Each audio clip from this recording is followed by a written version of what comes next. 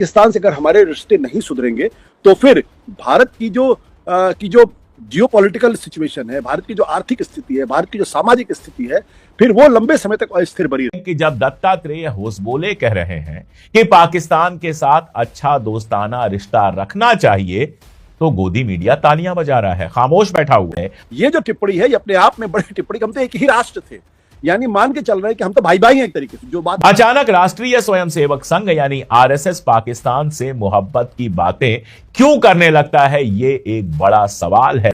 को घुस के मारा, हमने तो पाकिस्तान को घुस के मारा, ये नारा देते थे। अब वो नारा धीरे धीरे थोड़ा कम होता सा दिखाई पड़ रहा है। तो इसका मतलब ये कि बदलाव तो हो रहा है। फर्टिलाइजर ना मिले तो कहा जाए पाकिस्तान की वजह से नहीं मिल रहा।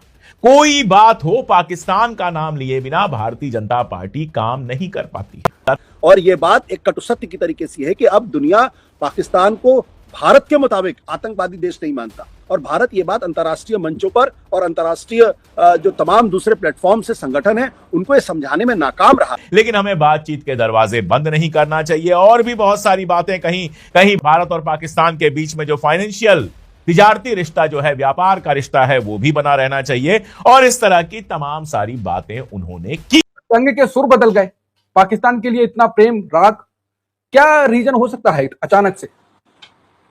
देखिए अंकुर, ये कहा जा सकता है लौट के बुद्धू घर को आए। और उसके बाद में टीवी चैनल्स पर एक राजनीतिक विश्लेषक के तौर पर, पूर्व पत्रकार के तौर पर, फिर पत्रकार के तौर पर जब मैं जाने लगा, जब उनकी डिबेट्स में हिस्सा लेने लगा, तो हर बार ये सवाल पूछा जाता था कि आप पाकिस्तान से बातचीत के पक्ष में हैं। और मैं हर बार ये कहता था कि पाकिस्तान से बातचीत के पक्ष में मैं हूं।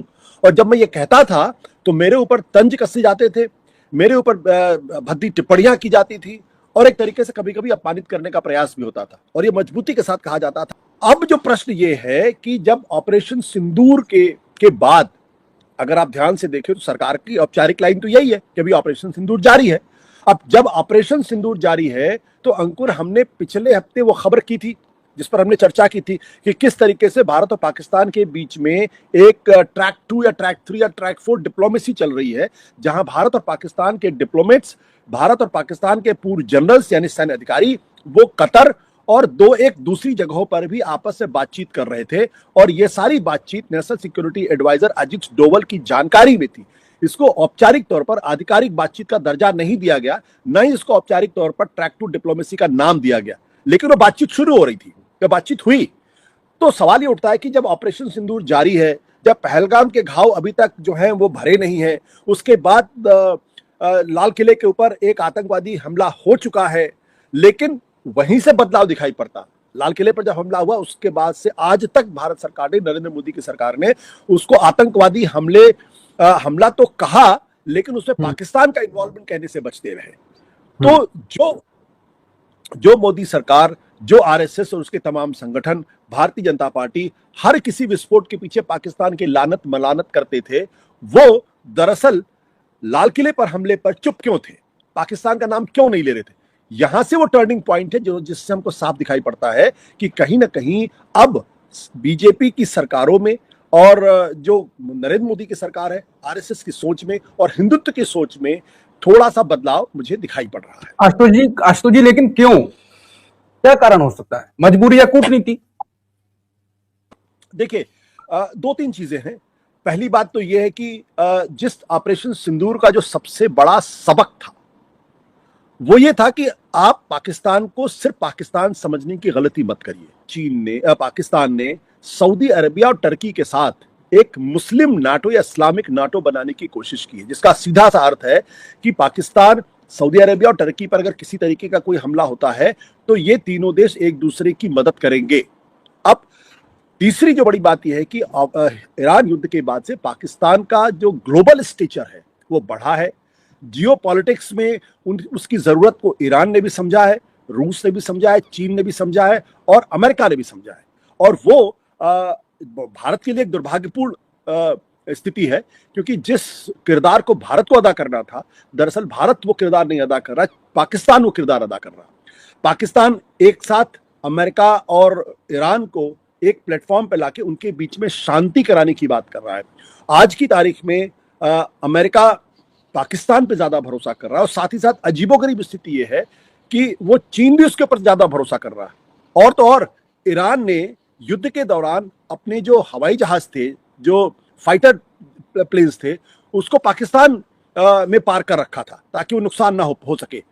तो ये जो स्थिति, मतलब ये जो स्थिति पैदा होती जियो पॉलिटिक्स में कि ईरान भी उसका दोस्त है, अमेरिका भी उसका दोस्त है, चीन भी उसका दोस्त है, रूस भी उसका दोस्त है, और वो एक ऐसा किरदार अदा कर रहा है जो भारत को बिल्कुल पसंद नहीं है। तो वैसे में ये जो बदली हुई परिस्थितियां हैं, इनमें भारत के पास या मोदी सरकार के पास विकल्प क्या है? तो मुझे लगता है कि अब उस विकल्प पे कहीं ना कहीं बातचीत की जा रही है। और चौथी जो इंपॉर्टेंट बात है मुझे लगता है वो ये भी है कि शायद सरकार को ये बात समझ में आ गई हो या आरएसएस को ये बात समझ में आ गई हो कि अगर भारत लंबे समय तक या दक्षिण एशिया का लंबे समय तक अगर अस्थिर रहेगा, पाकिस्तान से अगर हमारे रिश्ते नहीं सुधरेंगे, तो फिर भारत की जो जियोपॉलिटिकल सिचुएशन है, भारत की जो आर्थिक स्थिति है, भारत की जो सामाजिक स्थिति है, फिर वो लंबे समय तक अस्थिर बनी रहेगी। और अस्थिरता अगर बनी रहेगी तो भारत कभी भी जो एक रीजनल पावर तो छोड़ दीजिए, वो एक छोटा मोटा पावर भी नहीं बन पाएगा, क्योंकि आप अपने ही अंदरूनी मामलों में लगातार तो हो सकता है ये 4 बड़े कारण हो जिसकी वजह से उनके बदलाव है। लेकिन ये बात सच है कि हौसबुल्ले का ये कहना अपने आप में बहुत इंपॉर्टेंट है कि आप जो नागरिकों के बीच में जो संपर्क है दोनों देशों के बीच में, वो एक दूसरे से बातचीत करें, उनके बीच में किसी तरीके की दूरी ना हो। और हम तो एक ही राष्ट्र थे। ये जो टिप्पणी है ये अपने आप में बड़ी टिप्पणी, हम तो एक ही राष्ट्र थे, यानी मान के चल रहे हैं कि हम तो भाई भाई हैं एक तरीके से, जो बात नहीं कह रहे, भाई भाई हैं। तो भाई भाई में झगड़े होते रहते हैं। चलो अब फिर से सुलह सफाई की बात करते हैं। हालांकि इसमें अभी थोड़ी सी और स्पष्टता बाकी है, और क्या ये उनका ऑफ द कफ रिमार्क है या फिर कोई सोची समझी रणनीति है, इस पर थोड़ा सा अभी हमें रुकना पड़ेगा। लेकिन हाँ, कहीं ना कहीं कुछ बदलाव की आहट तो जरूर सुनाई पड़ रही है। कि जब मैं पाकिस्तान से बातचीत की बात करता था तो किस तरीके से लोग मेरा मजाक उड़ाने की कोशिश करते थे और मुझे एक तरीके से अपमानित करने का भी काम करते थे। तो बिल्कुल आपने सही कहा, अगर ये कोशिश राहुल गांधी ने की होती, अगर ये बयान राहुल गांधी की तरफ से आया होता, तो सीधे राहुल गांधी को पाकिस्तान परस्त घोषित कर दिया गया होता। राहुल गांधी के ऊपर तो ये भी आरोप लगता है कि भाई राहुल गांधी जो है कोई बात कहती तो पाकिस्तान में हेडलाइन बनती, पाकिस्तान के लोग उसको पसंद करते हैं। यानी राहुल गांधी वो बात कहते हैं जो पाकिस्तान कहना चाहता है। ठीक है, अभी कहना थोड़ी सी जल्दबाजी होगी, थोड़ा सा मुझे लगता है कि इसमें किसी निष्कर्ष पर नहीं पहुंचना चाहिए। लेकिन एक बात तो साफ है कि कहीं ना कहीं कुछ न कुछ तो बदलाव दिखाई पड़ रहा है। आपको याद होगा पिछले दिनों राजनाथ सिंह ने भी एक बहुत इंटरेस्टिंग बयान दिया था, और वो इंटरेस्टिंग बयान ये था कि दरअसल आतंकवाद का कोई भूभाग नहीं होता, कोई देश कोई धर्म नहीं होता। हाँ, कोई देश कोई धर्म नहीं होता। अब वो इस तरीके की बात कर रहे हैं। तो अगर आतंकवाद का कोई धर्म नहीं होता, जब पहले क्या कहा जाता था, पहले कहा जाता था कि भाई हर आतंकवादी मुसलमान क्यों होता है, ये कहा जाता था। मतलब आतंकवाद का कोई धर्म नहीं होता, लेकिन हर आतंकवादी मुसलमान क्यों होता है, ये बात बार बार कही जाती थी। मतलब एक धर्म आतंकवादी नहीं, लेकिन ये कह के उल्टे तरीके से कान पकड़ने की कोशिश की जाती थी कि देखिए जितने भी आतंकवादी निकलते हैं वो इस्लाम के मानने वाले होते हैं, वो जिहादी होते हैं, वो दरअसल मुसलमान होते हैं, ये कहने की कोशिश की जा रही थी। अब तो ये उल्टे तरीके से कान पकड़ने की कोशिश है। तो एक साथ अगर आप देखें कि राजनाथ सिंह का जो बयान है, ट्रैक टू डिप्लोमेसी की जो कोशिश है, और अब हौसबुल्ले का जो बयान आया हुआ है, ये सारी चीजें जो हैं वो इस ओर इशारा कर रही है कि कुछ ना कुछ तो बदलाव है। और जो सरकार 2025 में जब ऑपरेशन सिंदूर हुआ था, और उसके बाद पूरे चुनाव में उसने क्या, हमने तो पाकिस्तान को घुस के मारा, हमने तो पाकिस्तान को घुस के मारा, ये नारा देते थे। अब वो नारा धीरे धीरे थोड़ा कम होता सा दिखाई पड़ रहा है। तो इसका मतलब ये कि बदलाव तो हो रहा है। कि अगर ऐसा होता तो वो भी अपने आप में प्रधानमंत्री जी का मास्टर स्ट्रोक कहलाएगा। लोग कहेंगे देखिए मास्टर स्ट्रोक है। आपको अच्छी तरीके से याद होगा कि एक बार वो अफगानिस्तान से वापस लौटे तो अचानक वो लाहौर में उतर गए, फिर नवाज शरीफ की मां को उन्होंने साड़ी भेंट की थी। याद है आपको? ये सारी ऐसी घटनाएं थी जिसके बारे में कहती कि प्रधानमंत्री जी का दिल कितना बड़ा है, पाकिस्तान से दोस्ती की लगातार कोशिश कर रहे हैं, और ये सिर्फ प्रधानमंत्री नरेंद्र मोदी ये काम कर सकते हैं, भारत के और कोई प्रधानमंत्री इस तरीके का काम नहीं कर सकते। लेकिन उसके बाद फिर सर्जिकल स्ट्राइक वाली लाइन चली आई, और सर्जिकल स्ट्राइक से उनको लगा इससे उनको फायदा हो रहा है। 2019 के चुनाव में उनको फायदा भी होता हुआ दिखाई पड़ा जब बालाकोट उन्होंने एक्सरसाइज की। तो अब अगर उनको ये, लेकिन जो स्थितियां अंतर्राष्ट्रीय राजनीति में, स्थितियां हमेशा एक जैसी नहीं रहती, वो बदलती रहती हैं। तो जो मैंने आपको बताया कि स्थितियां, अंतर्राष्ट्रीय स्थितियां इस वक्त काफी बदली हुई है, और ये बात एक कटु सत्य की तरीके से है कि अब दुनिया पाकिस्तान को भारत के मुताबिक आतंकवादी देश नहीं मानता, और भारत ये बात अंतर्राष्ट्रीय मंचों पर और अंतर्राष्ट्रीय जो तमाम दूसरे प्लेटफॉर्म से संगठन है उनको ये समझाने में नाकाम रहा है। पितृ संगठन, फादर ऑर्गेनाइजेशन जो है, जहां से भारतीय जनता पार्टी चलती है उसका नाम है राष्ट्रीय स्वयंसेवक संघ या आरएसएस। आरएसएस के जनरल सेक्रेटरी हैं दत्तात्रेय होसबोले। दत्तात्रेय होसबोले का एक स्पेशल इंटरव्यू आता है पीटीआई पर और उस स्पेशल इंटरव्यू में वो कहते हैं कि हमें पाकिस्तान के साथ बातचीत का दरवाजा हमेशा खुला रखना चाहिए। उन्होंने कहा कि राष्ट्र की रक्षा और सुरक्षा जरूरी है, लेकिन हमें बातचीत के दरवाजे बंद नहीं करना चाहिए। और भी बहुत सारी बातें कहीं कहीं भारत और पाकिस्तान के बीच में जो फाइनेंशियल तिजारती रिश्ता जो है, व्यापार का रिश्ता है, वो भी बना रहना चाहिए और इस तरह की तमाम सारी बातें उन्होंने की। अब मजेदार बात यह है कि जब दत्तात्रेय होसबोले कह रहे हैं कि पाकिस्तान के साथ अच्छा दोस्ताना रिश्ता रखना चाहिए, तो गोदी मीडिया तालियां बजा रहा है, खामोश बैठा हुआ है। कोई कहता है पाकिस्तान चले जाओ, कोई कहता है बांग्लादेशी घुसपैठिए हैं, इनका मुख्यमंत्री कहता है कि मैं उनके लिए कोई काम नहीं करूंगा क्योंकि उन्होंने मुझे वोट नहीं दिया है। इनके मंत्री इस तरह की बात करते हैं। उनको अचानक पाकिस्तान से मोहब्बत क्यों होने लगी? अचानक दत्तात्रेय होसबोले का यह स्पेशल इंटरव्यू क्यों पीटीआई पर आता है और उसको देश भर में वायरल किया जाता है?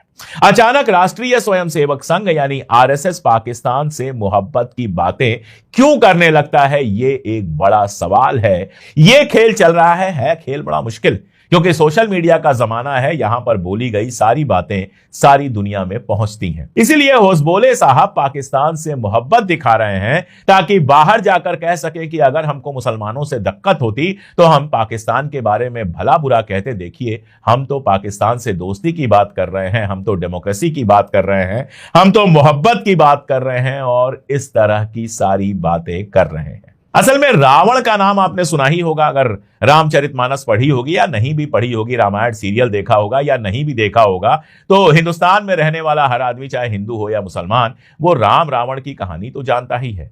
भगवान राम के बारे में कहा गया उनका तो एक ही सर था, उनके 10 सर नहीं दिखाए गए। इसका मतलब वो एक ही बात सोचते थे, एक ही बात करते थे और एक ही बात कहते थे। जो कहते थे वही करते थे।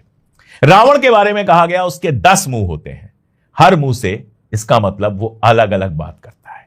एक मुंह से पाकिस्तान के दोस्ती की बात करता है, एक मुंह से कहता है कि हम पैरामिलिट्री नहीं है, एक मुंह से कहता है कि हम देश में माइनॉरिटीज के खिलाफ नहीं है, एक मुंह से कहता है कि हम तो सर्वधर्म समभाव मानते हैं, और बाकी जो मुंह है किसी से कहता है कि रामनवमी पर जाकर मस्जिद के सामने तमाशा करो, किसी पे कहता है मुसलमानों के घर पर बुलडोजर चला दो, किसी पे कहता है कि जब ईसाई इस देश के नया साल मना रहे हो उनको डिस्टर्ब करो, किसी को कहता है ईसा मसीह की अगर मूर्ति किसी ने लगाई है तोड़ दो, किसी से कहता है कि धर्मांतरण के नाम पर ईसाइयों को परेशान करो। ये रावण के 10 मुंह की कहानी। जी हाँ दोस्तों, आपने देख लिया भारतीय मीडिया का रिएक्शन। अगर मजीद इस तरह के रिएक्शन वीडियो देखनी है तो उसके लिए हमारे चैनल क्रिकेट 4 को सब्सक्राइब कर लें। अगर वीडियो पसंद आई तो वीडियो को लाइक और दोस्तों के साथ शेयर ज़रूर कर लें।